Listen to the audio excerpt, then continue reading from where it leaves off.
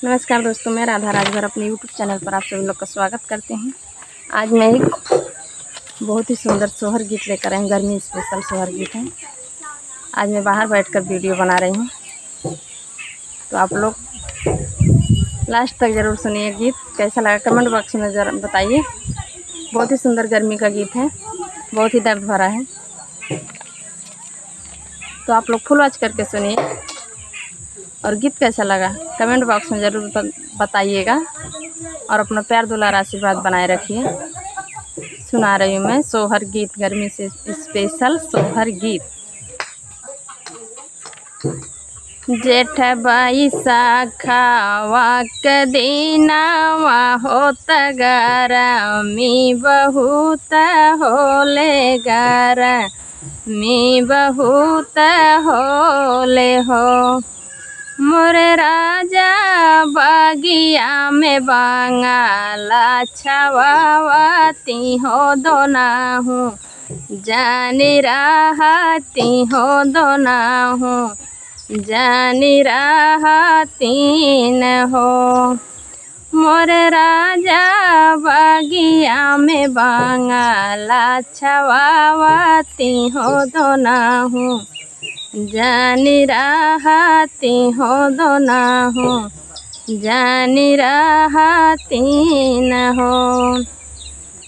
काऊ कहीं हो धनिया तोहा का होत तोहा, रे अकेली के होत तोहा, रे अकेली के हो।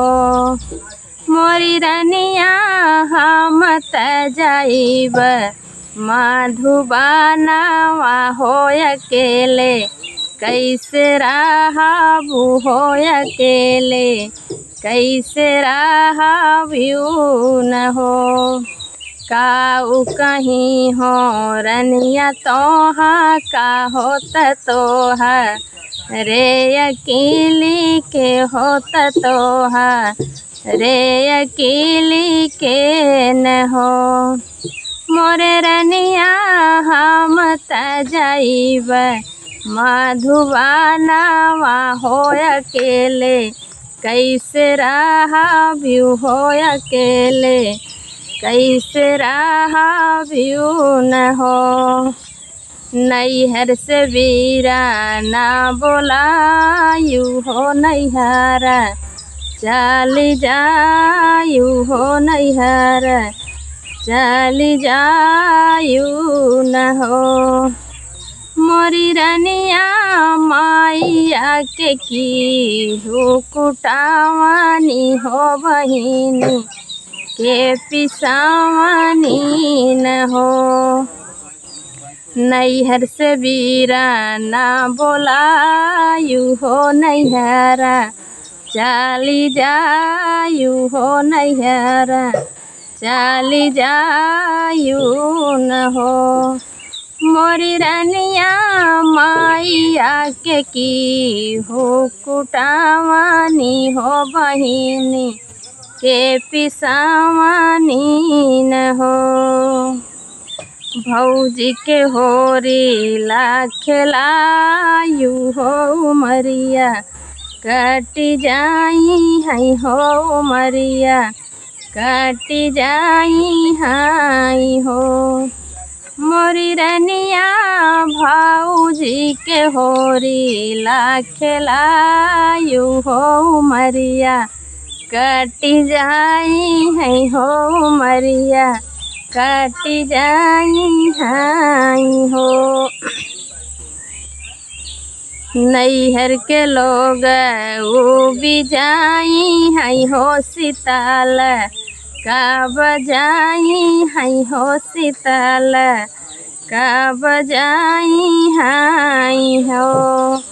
मोरे राजा सासू के करबै कुटावानी हो ननद के पिसावानी हो ननद के पिसावानी न हो।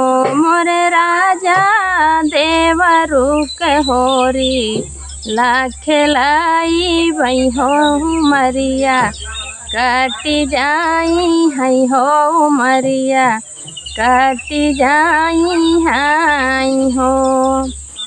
सासु के करबई कुटावानी हो ननद के पिसावानी हो ननद के पिसावानी न हो।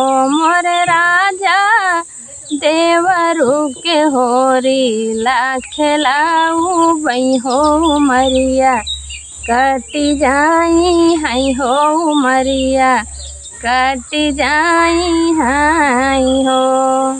जेठ बैसाखवा के दिनवा होत गरमी बहुत होले, गरमी बहुत होले हो।